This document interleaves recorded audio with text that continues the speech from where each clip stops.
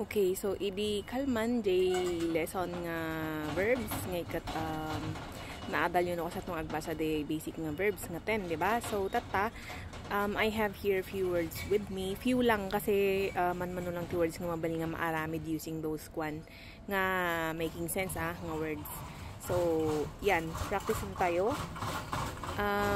Napigsa siguro de hindi kwan inya kasi adat de workplace. Kat ni adala dati work or no kwan lunchtime. Pasensyaan nyo latan kas lang kwaklata dayan background ko latan. Ayan, so first we have yung mismong anong basa niyan. Sige, I will give you few seconds Yan, E, which means 2 ang ibig niya sabihin. Number 2 as in 2. And then we also have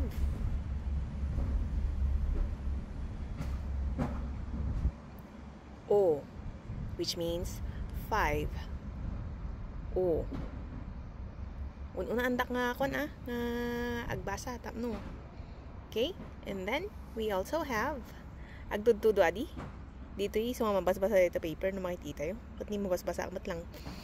Well, anyways, uyu, which means milk. And then we have Oi, which means pipino. And then we have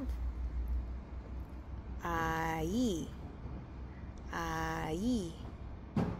Ni hindi rin nga binasa na inununanda ko child ang ibig sabihin. And then we have, okay, pakibasa. Lagyan ko ng design. May nahulog. Nya basa yo? No binasa yo ti yo. Tama. Okay? Yo nang ibig sabihin ay fox. And then we have, okay? Gets? And it means reason. EU. And then lastly we have basa ng ayu, nagpudot. As in ayu, nagpudot or ayu, naglaingan nga ang basa. O, di ba? Naramid ko lang dito ang word. Ayu. Ngam kasa talaga no ayu di ibagam. Okay?